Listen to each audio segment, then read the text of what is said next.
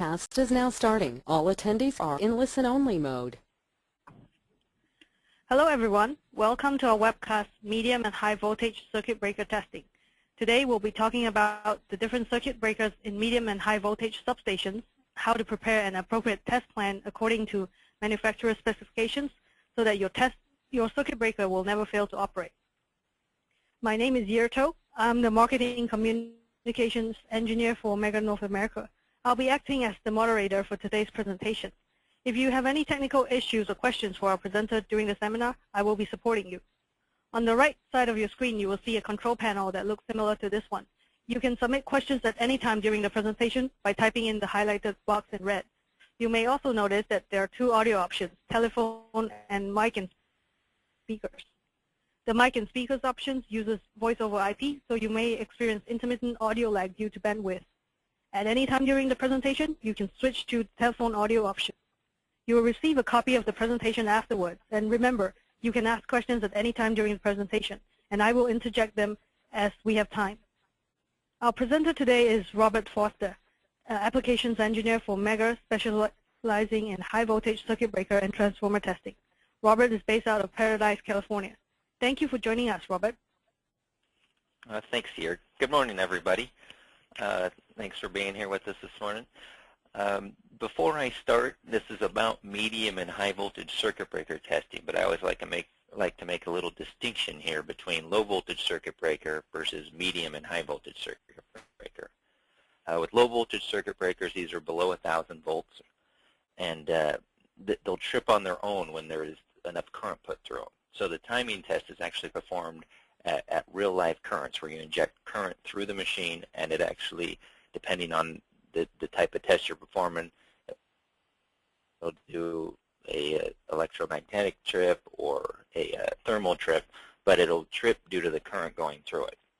Medium and high voltage circuit breakers, on the other hand, these are breakers above 1,000 volts, and they can't trip on their own. They need to be told from the protection circuit or whatever that they need to trip, and then you give some operating voltages.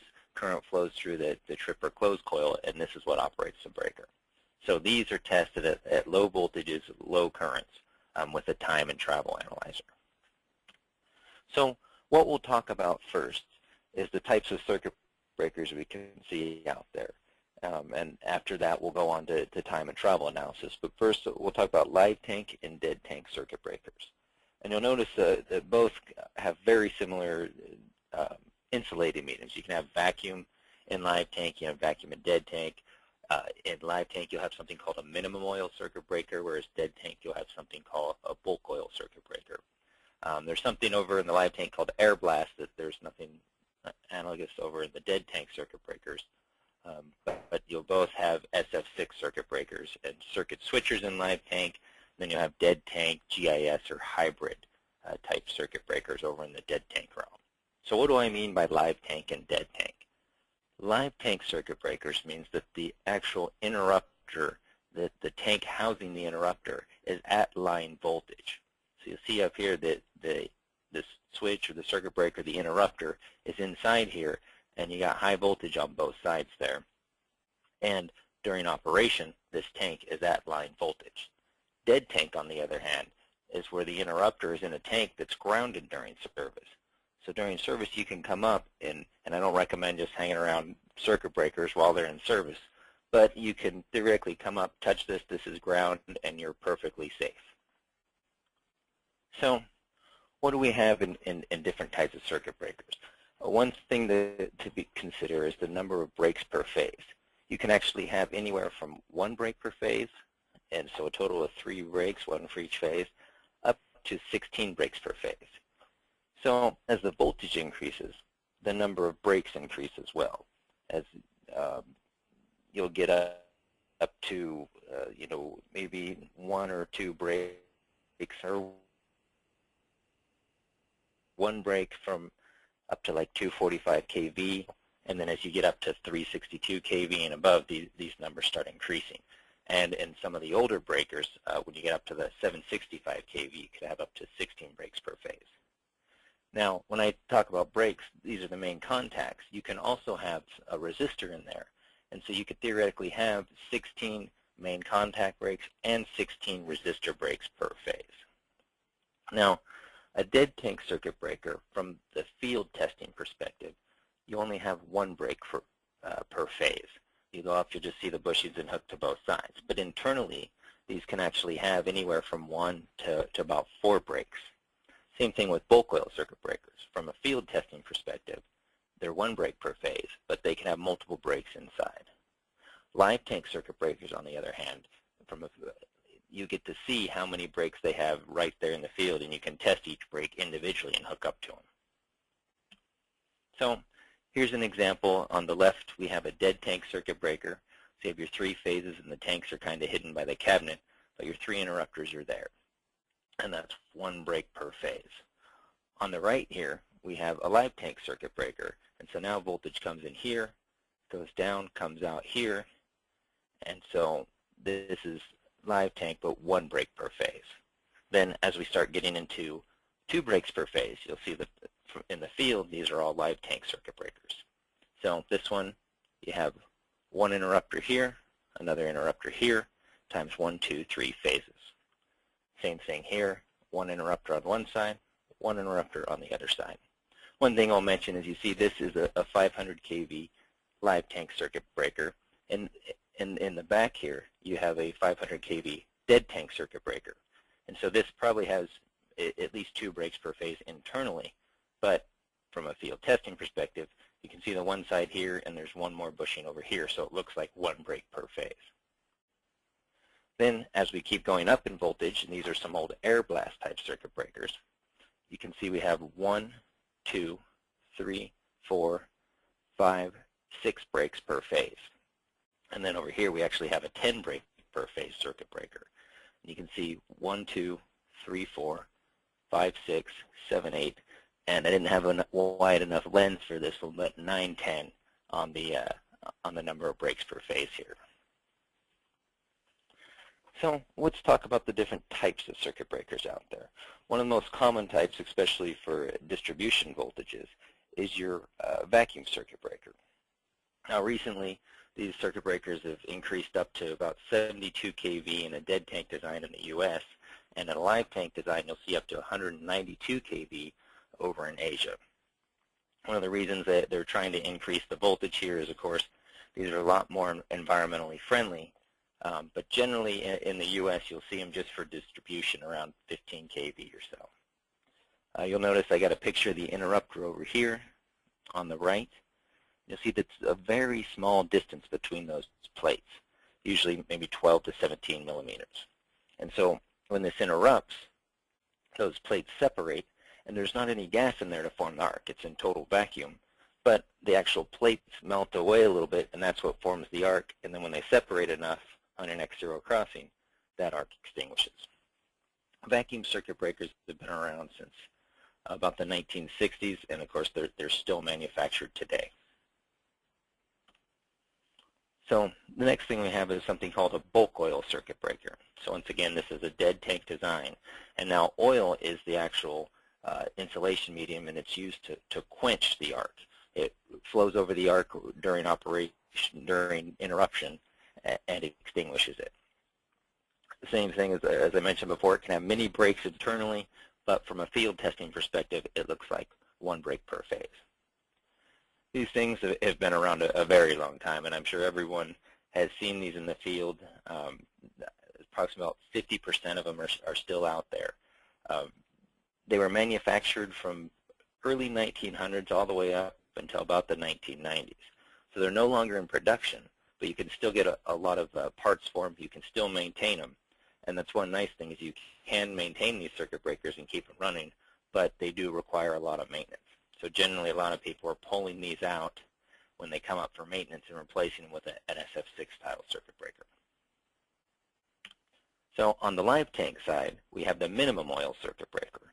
So these were designed to reduce the amount of oil that was needed, so you didn't have this huge bulk oil circuit breaker. Once again, these have been around a while, 1950s and 1980s, but as SF6 came in and took over, these were replaced with SF6 style circuit breakers. So same thing, you can still get parts, still maintain them, but once again, they require maintenance, and so they've opted to start removing these from service and putting in SF6 style. Something else you'll see out there is an air blast circuit breaker, where now compressed air is used to blow out the arc when it's interrupting. And these are the ones that you'll get many breaks per phase, 16 breaks per phase and beyond. But the nice thing about the air blast circuit breakers are they're really the ones that got us into the EHV, the extra high voltages, up to your 500, your 765 kV in the beginning, because they were powerful enough to interrupt those arcs. And these have something called post-insertion resistors in them. I'll talk about that a little bit later. They're very loud. When these things operate in the substation, you know it. I've seen just from the cabinet where the air was not properly vented out of the mechanism, I've seen cabinets blow out and different things from this. Same thing, manufactured 1960s to 1980, no longer in production due to, it was once again replaced by SF6 style. High maintenance, so these are once again being opted out and replaced with your SF6 circuit breakers. So the next thing I'll talk about is SF6 style circuit breakers, sulfur hexafluoride. These can come in dead tank, live tank, GIS, hybrid, circuit switchers. The original design from about the 60s to the 80s was a dual pressure design, and then after 1980 and on, they came out with this single pressure kind of auto puffer style design. So SF6 sulfur hexafluoride, it's a very nice dielectric. It has a very large withstand capability. Physically, it's 5 times heavier than air, so you'll see when you remove the gas, you pull it out with your evacuation cart and everything, and then you still open and you can still see a little bit pouring out if you didn't get in the pull vacuum long enough. One of the downfalls of this is it's a greenhouse gas. So its heat absorption is over 20,000 times greater than CO2. It's something like 23, almost 24,000. And this is, of course, environmentally a problem, but this is one of the things that makes SF6 gas such a good insulator, such a good arc interrupter.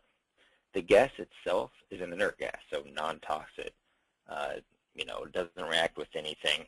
But when there's a fault and you combine the gas with, if there's moisture in that circuit breaker at high heat levels, it produces some byproducts that can be highly corrosive.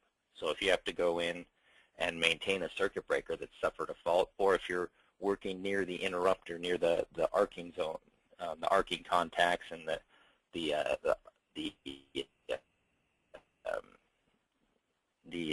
residue trap there, you have to be very careful and make sure you're dressing hazmat, you're not breathing this in, wear a respirator, different things like that, because it is a highly corrosive substance. So once again, dead tank circuit breaker, SF6 dead tank, means the tank's grounded in service, the tank that's housing the interrupter. So a couple advantages, you'll see the CTs mounted right on the circuit breaker itself. With all the weight being down lower to the ground, these are more stable during earthquakes. So anywhere where you have seismic activities, they might opt for a dead tank circuit breaker. One of the downfalls of this is it does use a lot of SF6 gas. So you need to, with all the regulations and everything, people might be opting more for the live tank so you have less overall gas in your system. That being said, in the U.S., this is the main circuit breaker that we see. We went from a bulk oil towards your dead tank SF6 circuit breaker. You still see some live tank circuit breakers, but mainly in the U.S., this is the one that most people choose. One other thing to mention is in cold environments, you can actually put your heater right on here to keep the gas from condensing, so you don't have to mix it with gas or anything. Moving over to the SF6 live tank circuit breakers. Once again, live tank means that the tank is live at line voltage during service. So these are very popular. You'll only see this, or in Europe you'll only see this style of circuit breaker. In the U.S. you'll see some of these here and there. As I said, the main is dead tank circuit breakers. Canada and Mexico, they're about 50% live tank, 50% dead tank. One thing I'll mention is these tend to have a lower footprint, because you can see you have a nice small footprint here, but if you need to put CTs, you have to put standalone CTs, so that really takes up the rest of the footprint there and doesn't give you that much of an advantage. And as I mentioned with the dead tank circuit breakers, you can actually put a heater on the tank itself, whereas these you cannot, so you have to mix it with either a nitrogen or a CF4. And if you do that, the circuit breaker must be derated. And this is to actually keep the SS6 gas from condensing in cold environments. Something you'll see out there is GIS, gas insulated switchgear. I kind of see this as a dead tank style circuit breaker, but with a disconnect switch, a grounding switch, maybe some PTs and CTs and different things, all insulated in SS6 gas. So where they use these, you can see the little guy here for reference, where you want to shrink a large substation down to a small building.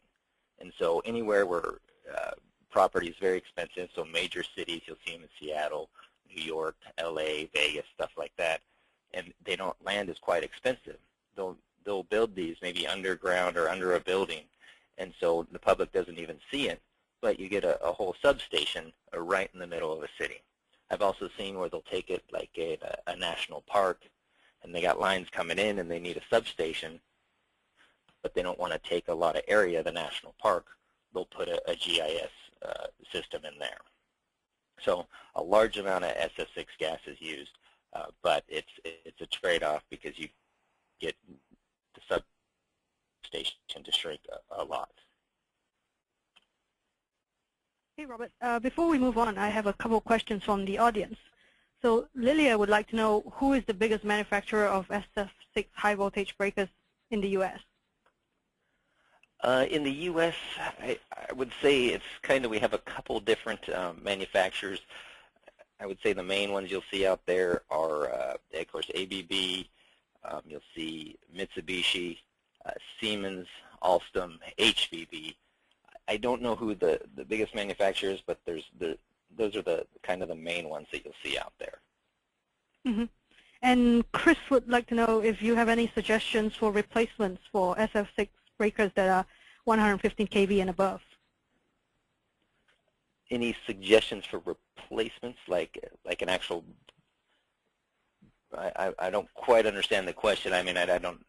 There's many different brands out there. I don't know what exactly that question. Okay, no worries. We'll probably take it offline with Chris and email him later on. Thank you. Sounds good. Mm-hmm. So now that we've kind of looked at the different types of circuit breakers out there, we'll talk about some of their components. What we'll see here is they'll all have some kind of insulation. They need control circuitry. As I said, these need to be told when to interrupt, when to close, when to open. They're going to have some kind of mechanism that drives the interrupter. So the mechanism actually it performs the closing and opening operation, and then the interrupter actually interrupts the arc there. Now, in certain designs of circuit breakers, you'll have some extra components, capacitors such as grating capacitors or shunt capacitors, and you also have resistors, and they might be pre-insertion resistors or post-insertion resistors. So the control circuitry, this is really just, it's a circuit that receives the open and close commands from, as I said, the external devices, from protection and control or wherever. You'll have coils, auxiliary contacts, alarms, limit switches, different things like that. It'll have, include the motor to charge the operating mechanism. And really, when you first get there, you want to look at your control circuitry, and you want to see, like, okay, let's look at the prints and see what we need to hook up to actually operate this circuit breaker to perform our time and travel analysis. So the operating mechanism, as I said, this drives the interrupter. This opens and closes the breakers. And you'll have many different designs. You have spring, hydraulic, pneumatic, magnetic. One of the most common designs is a spring-spring design. The reason we use a spring is because it's really the simplest mechanical device that we can think of. All you do is you charge this spring, and it's sitting there ready to go. The coil, the trip coil, will release the spring, and it operates. All you need to do is give it enough voltage to release that spring, and it takes over from there. And one thing to notice or to mention is on a spring-spring design, you'll have a closed spring and an open spring. So the motor will charge up the closed spring, and then once that closed spring operates, when it closes, it'll close the circuit breaker and it'll charge the trip spring as well. So the reason they do this is you're never without the ability to trip.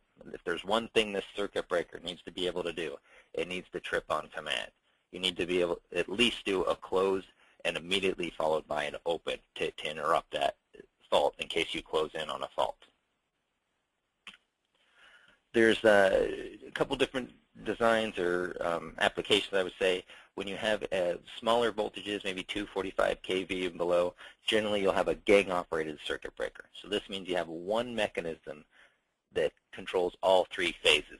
And so it'll be close to one, and there will be linkages going to the other two. And then when you get to higher voltages or special applications, you'll have something called an IPO circuit breaker, or independent pole operation. This means you have an actual mechanism for each phase. So generally, your 365 kV and above, you'll have those. But where you see them at 245 kV and below, it'll be at synchronous switching applications where you're actually closing, one pole like staggered, so you have it closing in at the zero crossing of each one, or opening on a reactor bank. And then on on certain breaker designs, they might have a higher K rating of the breaker, and so the one mechanism isn't powerful enough to interrupt, so they actually make it an IPO style breaker.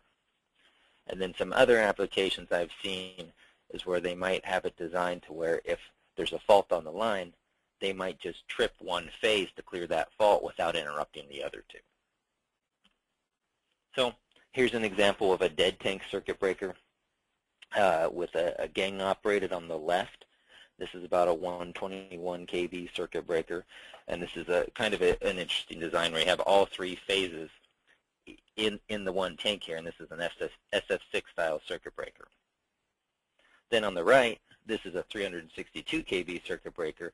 You'll notice you have 1, 2, 3 phases there, and they each have their own mechanism driving it. Then coming over on our live tank design, same thing. You can have a gang-operated live tank circuit breaker, so you have one mechanism here in the center, and then there's linkages going, of course, over to the other two phases there. Then once we get here, of course, this is 2 breaks per phase, but you'll see we have 1, 2, 3 mechanisms, one mechanism for each phase there. So interrupters. The interrupter is what's responsible for extinguishing the arc.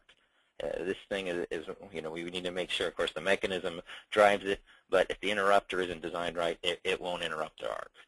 For vacuum circuit breakers, you have 2 plates, and as I said, they're separated by a very small distance, but this plate is both, when it's closed, this is what's conducting the current, and then when it's opening, this is what's actually arcing and interrupting the current as well. So in a vacuum-style circuit breaker, it's actually both the main contact and the arcing contact is one contact. That are these plates. Now, SF6 has a different design, where you actually have a separate main and a separate arcing contact. So the main contacts are made for when that circuit breaker is closed. They're just there to conduct the current, have as little resistance as possible, and keep the current flowing without heat. And usually the main contacts are some kind of a silver-plated copper or something like that. Whereas the arcing contact, this is designed to take all the heat and all the energy during the arc and during the interruption process. So the arcing contacts usually maybe like a tungsten copper alloy or something where it can take this high amount of heat. I mean, you're getting a very, very large amounts of heat in there. And so the arcing contact's actually designed to wear away in service and protect the main contact. And there's some tests you can do, such as dynamic resistance measurement and different things to check on that and make sure it's not wearing away too quickly. And this is just a little picture of the internals of an interrupter here. And you can see a couple of things. Well, one thing I'll mention too is you have generally a fixed contact and a moving contact in the circuit breaker. So one side sitting there just fixed, and then the mechanism drives the moving contact in and out. But here we have, as I said, the fixed contact. We'll have your arcing contacts, and then a main contacts on the outside there. And this is a standard design with the arcing contacts in the center. One other thing you'll see out there are capacitors. One thing is grading capacitors. So once you get into multiple breaks per phase, you're going to have capacitors over these breaks to even the voltage distribution across each break. You will see them. You can see them here. There's no moving parts. It's just mounted in parallel to the actual interrupter itself. You can always see these on a live tank. On a dead tank, as I mentioned before, you can have multiple breaks inside, and you'll have these grading capacitors inside, but you might not see them from a field testing perspective. Something else you might see is a shunt capacitor. I've seen even on the dead tank circuit breaker, on one bushing on the outside, they'll have a capacitor on there, and these are usually to help with improve the fault interruption ability of that circuit breaker. On the other side, you'll notice this is that same breaker, but flip around and they have resistor contacts on them. And the reason you can tell it's a resistor contact is it's actually connected through linkages down to the mechanism. So the resistors are operating during service as well. So we have two different kinds, pre-insertion and post-insertion resistors. So pre-insertion resistors are used on your closing operation. So when you have high voltages, long transmission lines, you basically have this large capacitor there. And so when you close that in, you're given a huge voltage spike to your circuit breaker. So what they'll do is they'll close a resistor in first to bleed off some of this energy. And then the main contacts will come in, which of course shorts out the resistor, and then that resistor will come out while it's sitting there just in the closed position. One reason an alternative to this is synchronous switching, where you have an IPO circuit breaker and you're operating each one at current crossing of 0. But this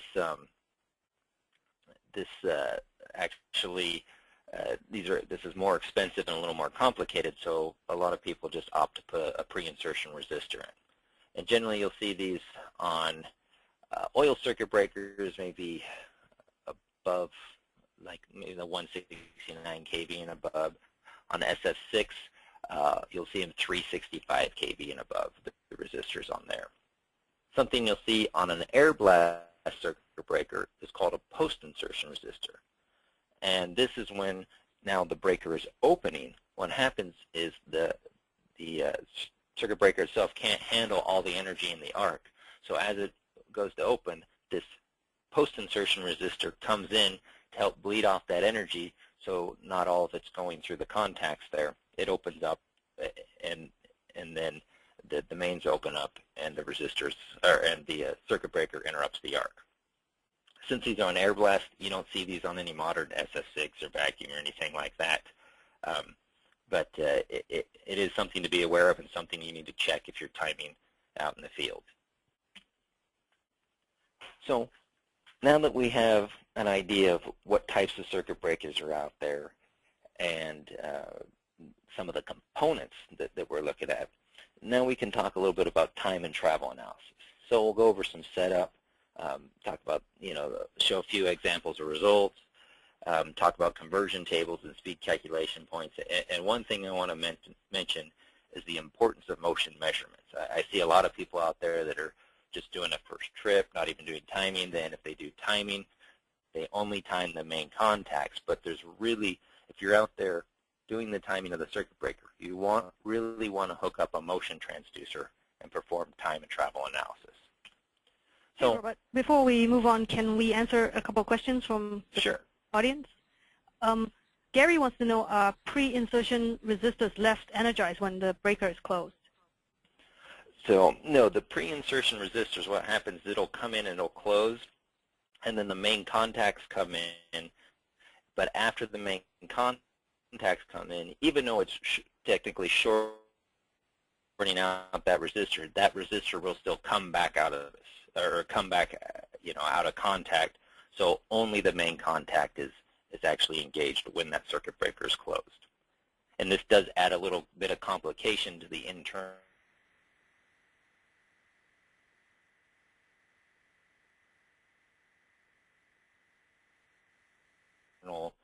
designs of that interrupter.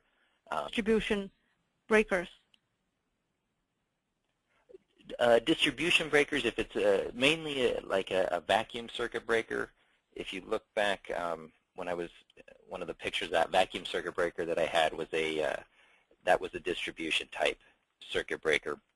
You'll actually see it's a low voltage. You can see from the bushings and everything, the vacuum interrupters in there. So that's typically what you see as a distribution type. I've seen maybe like a SF6 circuit breaker that they're using at like 32 kV or something, but it's usually like a 72 kV design. They went down because they needed higher fault interruption current. You'll also see, and I don't have a good picture of one, but some oil circuit breakers that are a lot smaller. They're all in one tank that can be used for distribution type. But those are, of course, older designs that are no longer manufactured. Okay, thank you. We'll get to more questions at the end of the presentation if we have time. All right, so when performing time and travel analysis, there's a few things. Of course, you need to hook up to the control circuit so you can operate the breaker, tell it to close, tell it to open. You need to be able to hook up to the actual timing terminals, or the bushings, so you can perform your contact time analysis. Then to the mechanism, you hook up your travel transducer, so you're getting the actual motion of that interrupter. And of course, if you're out there in the field, you want to make sure you always have your ground on for safety reasons. So, connection to the control circuit. I always recommend reading the print. Some people say there's some common connections such as 5, 7, and 9, but I never rely on those. I've seen stuff written in the cabinet and everything. I always verify the print. I always ask for a print because you don't know who wired or who did what. As long as you refer to the prints, you'll have the correct, well, hopefully you'll have the correct connections as long as no one's changed anything and not mentioned it on the prints. Timing lead connections, you can see up here, right? These are, once again, distribution type. So here's another good example. But coming in, you go on each side of the interrupter, so you have your 3 phases, and then you're going to each bushing there. And then up to this live tank, this is a nice example where you'd put one break here, a common, and another break here. So you'd record both these breaks on a single break per phase live tank. You'd put one up here and the other connection right there. Of course, the next thing and the most complicated thing with circuit breaker time. This, I wish I had an easy way to do this, but really each breaker has to be evaluated for its manufacturers are very good about giving you pictures. Other ones, especially some older designs, you might have to figure out on the fly in the field. So I'll first talk about a linear transducer mounting. Here's an example on a bulk oil circuit breaker, and most of the bulk oil circuit breakers out there use a linear transducer.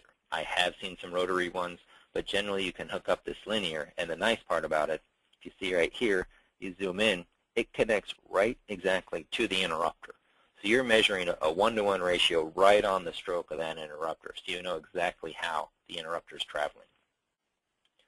Now you might have something where you can't get directly to the interrupter on your SF6 style, so if they have some kind of little bracket that goes on the linkage here, and as this rotates, it drives your transducer back and forth. So this actually acts as a conversion table. So this transducer moving here really is a mimicking how the interrupter moves inside the tank itself. So this is what we call like an indirect linear type measurement. Same thing on here. This is I believe a Siemens design here. They have a linkage rod. The mechanism is on the other side here, and it drives all 3. There's this linkage rod coming down that drives all 3 of these interrupters. And so you're hooking on the end of that. And once again, this is moving back and forth, and it's an indirect linear measurement because your actual motion is going 90 degrees perpendicular to it. One thing I'll mention is this is actually a medium voltage vacuum circuit breaker. And once again, because the vacuum circuit breakers have such a small travel distance, you have to get a smaller transducer to fit in and work with what you have. And if you see here, they actually have a stud mounted here. And so you can hook right up, and this is just a custom bracket that was made for it. But as the mechanism drives this back and forth, you got a pivot point here, and this actually goes up and down with the vacuum bottle here.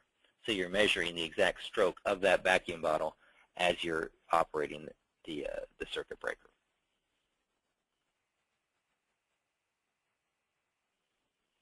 The next thing we'll see is rotary trans. The nice thing about rotary transducers is they're very simple to, generally very simple to hook up and connect. The problem with them is now you're measuring an actual rotary motion in degrees, and you need to somehow translate that back to a linear motion. So you'll need something called a conversion table, which I'll talk about in just a little bit. And you'll see we have, there's a variety of different brackets and bolts to hook onto different styles of circuit breakers. But here's an example. And generally what I've seen, most live tank circuit breakers use a rotary type transducer. There's occasionally, like anything, I've seen ones where you use a linear type, but most people prefer to use a rotary type on your live tank. So they came up here, and this is your open-close indicator, but we can hook directly to there, and it rotates along with that circuit breaker so many degrees, and then however many degrees equates to a certain amount of millimeters in travel length. Here's an example of a dead tank circuit breaker where you're using a rotary. So here's this linkage arm that is connected to the mechanism, and it drives all three interrupters here. But coming underneath, we hook in one of our bolt adapters. Once again, rotary you can easily mount with this universal arm and hook up and get that transducer stroke. One nice thing is this in this Alstom circuit breaker, and in their manual they tell you maybe 1.7 degrees, or 1 degree equals 1.7 millimeters, or 1 degree equals 2.4 millimeters, or something like that. They're very good about putting in the manual that conversion. Here's another one where we actually, you'll notice on this circuit breaker, we have two different transducers per phase. So we have one that's measuring contact travel, once again with a rotary transducer, and then this other one that's measuring the dashpot travel, or the dampening travel. This circuit breaker, or this mechanism, operates very fast, and it has this dashpot in there that has certain properties you need to measure and make sure it's operating correctly. So timing, basic operations and results. So what are we trying to measure here? We know where everything should be hooked up, but now we actually want to get some measurements. So the first thing, of course, is close. You usually get to your circuit breaker, it's open. So you go ahead and close it, and this is just really mimicking putting the circuit breaker into service. The definition of the close time that we're measuring is actually from when the closed coil is energized until the first metal-on-metal contact makes. So on a vacuum circuit breaker, these are those two plates touching. On an SF6 style breaker, we have arcing and main contact. This is the arcing contacts touching. Then your open time is basically the same thing, where now you're having you're energizing the trip coil, and from trip coil energization until the last metal-on-metal contact part, that's your open time.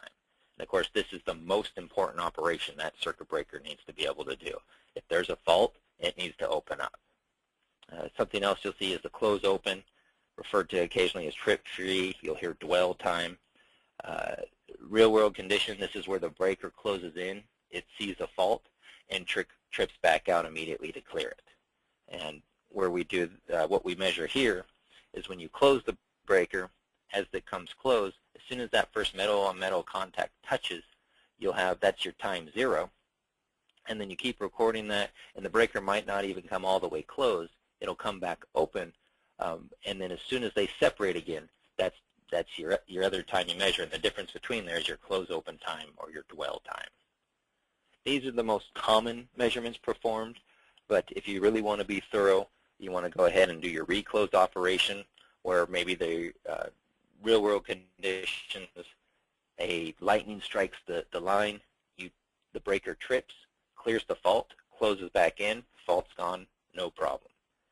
One thing to pay attention to here is you want to make sure your pulse times are long enough and that your reclose timer is set long enough so you don't do damage to the breaker. And then lastly, there's an open-close open, which some people test, not as many do, but this simulates now that the breaker, there's a fault on the line, it opens up to clear it. There's a short delay again, it'll close back in, and then if that fault's still there, it'll open again and trip out and stay in the open position until you can investigate or make sure the fault's cleared down the line. So what are we looking for on travel now? As I mentioned before, very important. You want to make sure you hook up your transducer, you're doing your travel trace. A few key parameters to check here are your stroke or total travel distance. So the stroke is from your resting position in the open position until the resting position when the breaker is fully closed. So the difference between those two is the stroke or the travel length of your circuit breaker. You'll hear something called penetration or wipe. This is where you measure from when you first make contact, so as it's traveling, where it first makes contact till the final resting position when that circuit breaker comes closed. So you want to make sure you have enough contact here so current's flowing adequately. Something you'll see is over travel, where now the circuit breaker travels past the fully closed position, goes up, and then comes back and comes to rest there. And so usually the manufacturers will give some kind of parameter that you have a maximum over travel of 5 millimeters or so, because if it's going too far, you might be doing extra damage to the interrupter and slowly busting it apart. Rebound. This is something you'll have when, now say if you over travel and you come back, you'll notice on the close operation there's no rebound. It just over travels, dampens out, and it's fine. Now as we come back and we do the open operation, we're coming down through here, we have an over travel, and then it comes back and rebounds in here, and then finally comes to resting position. One thing I'll mention on this, so open position, closed position, open position. These three lines here are actually our timing. So we do a thin line is actually open. Then as soon as the breaker comes closed, it's a thick line. And then as it comes open again, it goes to a thin line. So this is a close-open type operation. One thing I'll mention here is velocity. Velocity is very important. Why you want to measure velocity is you might have a circuit breaker that maybe the trip coil is bad or something's wrong with the coil. So it might operate slow. Instead of operating in 20 milliseconds, it might take 50, 100 or something because it's bound up. But then once that coil releases the trip latch, as long as your velocity is okay, it'll have the energy to interrupt that circuit breaker. I'm sorry, to interrupt that arc. If you don't have enough velocity, you can have a problem where it's not timed correctly. You don't actually interrupt the arc, and the circuit breaker won't do its job. So it's not only important to check timing, but of course also velocity. One other thing, when you're dealing with velocity, you need to measure it in a certain range according to these speed calculation points. Generally, you want to put these somewhere in the arcing zone. You really care what's going on when that interrupter is interrupting the arc. And you want kind of a straight line there, a nice linear portion of the curve to measure on. And I'll talk about speed calculation points in just a minute or two. So here's just a few different examples. One of a close. This is a coil current trace. These are 3 timing. Then you have your motion here, and you see we actually have the speed calculation points on there. And it's right in that arcing zone. Next thing, we have an open operation, so coming from the open position down to the, coming from the closed position down to the open position. We also measured some auxiliaries with this one. A close open operation, so now this is a very nice operation. It came closed, no over travel, no rebound, came back, same thing, a nice smooth operation on this guy. An open close, you'll notice it came open. That was fine, but then on the close we have an over travel there. And you'll see now as the time keeps extending as we go to these multiple operations, and as we go to an open, close, open, you'll see now the breaker comes open, does a close, and then eventually comes open again. So what do we need to think about when we're setting up our test plan? We want to talk about the measurement time. How long do we want to set up our measurement time here? So on your single operations, your close, your open, generally 200 milliseconds is fine. If you have an oil circuit breaker, you might want to extend that out a little bit. If you have any excessive vibrations, you might want to extend the time out to make sure all that's dampening out there. Pulse and delay times, when you have multiple operations, your close open, your open close, you want to make sure you're putting these delays in there and putting a long enough pulse so you make sure you're testing these reclose timers and these different functions of the circuit breaker. So just be aware, and generally the defaults in your analyzers will cover that, but it's always nice to be aware what those should be. Transducer conversion factor, we have both analog, digital type transducers, so you want to know how many pulses is a millimeter, how many pulses is a degree, or like a resistance value if it's an analog. And then one thing, as I mentioned before, is a conversion factor or a table. So if you have where now you're hooking up your transducer and it's not an actual one-to-one representation of the interrupter, you might need to say, okay, 1 millimeter is equal to 3 millimeters here. So 1 millimeter of transducer travel is equal to 3 millimeters of actual interrupter travel. And then, or of course, if you have a rotary, you really need to make sure you know how many degrees equate to how many millimeters so you can get your eventual stroke values and velocities in a distance type measurement. And then of course where it really gets complicated is when you don't have a linear relationship. And so now you might have a rotary measurement where the first 1 to 10 degrees, it's 1 millimeter per degree, and then 10 to 11 degrees, or 10 to 15 degrees, it's 2 millimeters, and then it's 1 millimeter again, or whatever, so you actually need a conversion table. This is something you would have to get from the manufacturer. Sometimes they're good about providing it, sometimes they're not. So speed calculation points, as I said, you want to look somewhere in the arcing zone, in a linear portion of the curve, and really you just choose 2 different points, but you have multiple references. So you could say distance below closed, a distance below upper point, a percentage of stroke, at contact separation or touch, or at a time after the upper point. So the manufacturer, once again, should specify these, and you want to make sure you use the correct ones for closing, and there could be different ones for opening as well. So some rules of thumb here, and what I found is generally the manufacturer should define this. I found Siemens and Alstom to generally use contact touch and 10 milliseconds before for the close, contact separation 10 milliseconds after for the open. Mitsubishi is like for a close 10% of travel to contact touch, and open it's contact separation to 90% of travel. ABB, they usually reference like a below close and a differential. And really with them, you need to consult the manual because I've seen a variety of points for them. If you can't find it, no speed calculation points given, I would use contact touch in 10 milliseconds before for the close and contact separation in 10 milliseconds after for the open. Oil circuit breakers, they generally would give you some reference in the manual, or you'll see an old test result. And those generally are a lot longer. They're not as much in the arcing zone. They almost go over more of the total travel length of that circuit breaker. But if you don't know and have no reference, I generally go with the contact touch in 10 milliseconds before, and this is what IEC recommends. And really this has to do with it's a half wave. In the IEC world, we generally have 50 hertz, and so 10 milliseconds is 1/2 cycle there.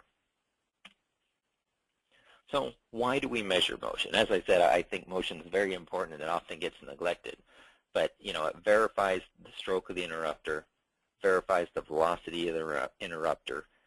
If the velocity isn't quick enough, there won't be enough energy to extinguish that arc. Verifies proper wipe, so there's enough connection for the current flow.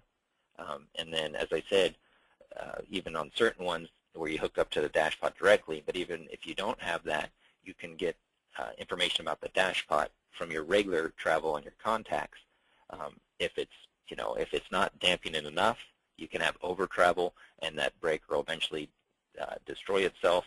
If it's over dampening, it could slow the interrupter down. It could, once again, not really have enough energy to interrupt that. And if there's something where it overdamps, there's excessive rebound, you could actually have a restrike where the breaker interrupts the current and then current starts flowing again and the breaker doesn't do its job. Then, as I mentioned before, for arcing contact analysis, or SF6 circuit breakers, there's something called dynamic resistance measurement. If you're performing this, you want to make sure you hook up a travel transducer with it so you can get the actual length of your arcing contact. So I just want to give a quick example here of a circuit breaker that was timed, and all trip times were within spec. And there was a large over travel. When we actually looked at the transducer measurements, there was a large over travel on B phase and excessive velocity on B phase.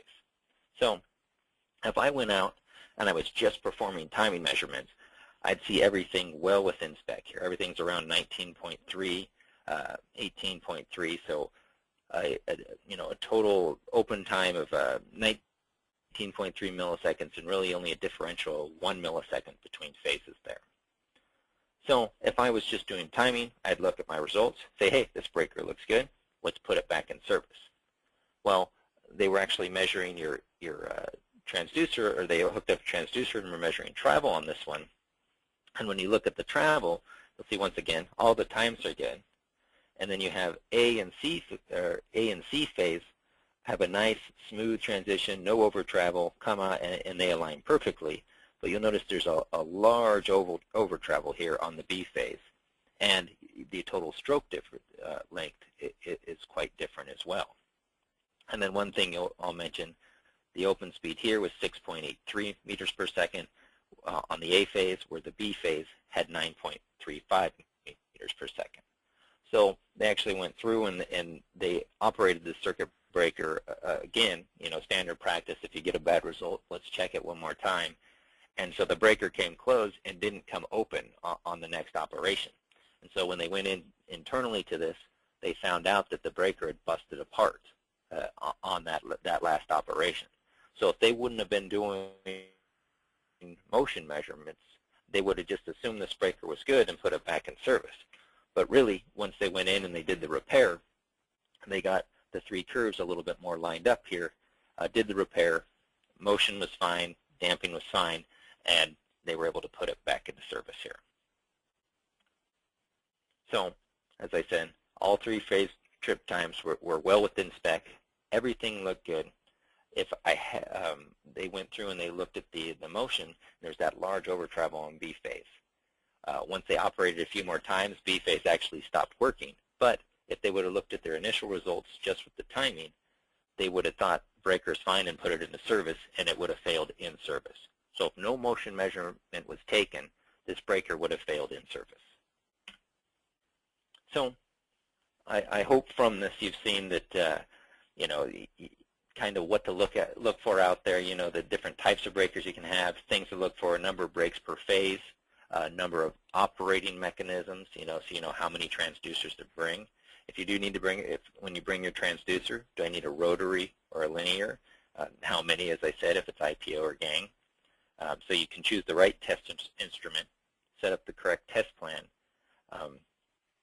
and then, of course, allow yourself enough time to connect the leads and have some extra hardware to mount the transducer. One thing I always mention is with circuit breaker timing, really the whole setup is quite difficult. But once you get the results, you have the manufacturer data to compare to. You have three phases. You have a few different things to look at.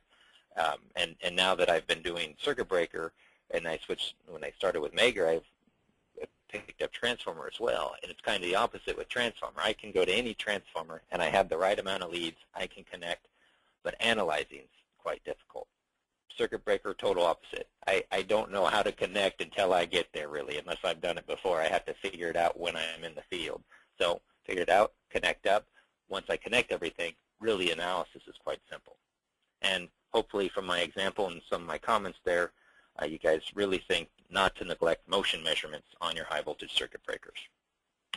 So I'll just mention a few of our products. So we do, of course, manufacture time and travel analyzers, 3 different ones. Our first one's an Eagle. It's kind of your distribution, your lower end of the high voltage for like your OCBs. It's 245 kV and below. One thing to mention about this, it does 1 break per phase and 1 operating mechanism. So any type, vacuum circuit breaker, oil circuit breaker, gang operated SF6 circuit breakers, the Eagle will handle those.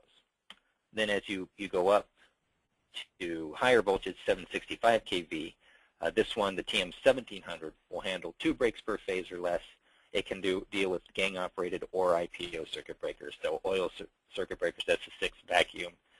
One thing I'll mention, GIS, and regularly we have an option where you can do dual ground testing where you time a breaker with both sides grounded. And then moving on, we have our top of the line, which is the TM1800 series, which is a fully configurable design here.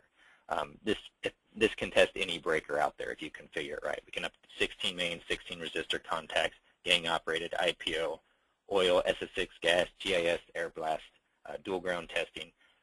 This thing, I've tested up to 765 kV myself with this, and no problem. So at this point, I'll put it back over to Year to see if there's any questions. You can see my contact information's on there. If you have any questions, you want to follow up to me with an email, and we'll see where we go from there. Okay. Robert, Gary asked that many manufacturers claim that it is not necessary to test motion in a vacuum circuit breaker. In your experience, is this true? What I've seen with the vacuum circuit breaker is at the factory, they're measuring motion for sure because they want to look, a lot of times is for that rebound parameter where it comes, the contacts touch it, and it backs off. From a field perspective, I would say less people are doing the travel. They're at least doing the timing. And a lot of times the vacuum manufacturers, they'll give a spec where you can measure in the open position and in the closed position to get your total stroke length.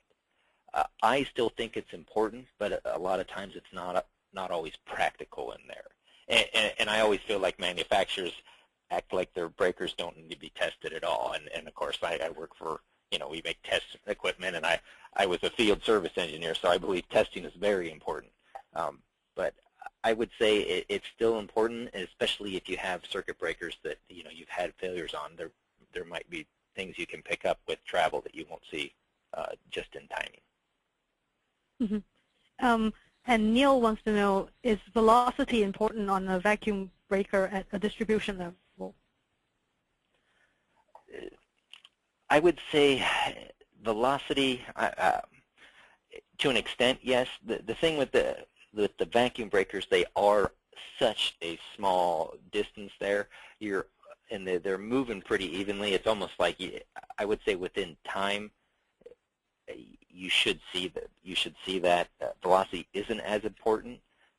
But I would say the main thing why you would hook up travel is to look for an over travel and a rebound type deal on your vacuum circuit breakers. Okay, everyone, we are running really close to time, so if we didn't get your questions, we'll follow up with you individually via email after the presentation. A copy of this presentation will be emailed to you in the next few days, and a recording of the session will be available on our website 2 weeks after the presentation. When we close the webinar, you would be redirected to a survey, and we will really appreciate it if you would fill it out and give us some feedback on how we can further improve our webinar series. Thank you, everyone, for attending, and have a great weekend. Yes, thank you, everybody.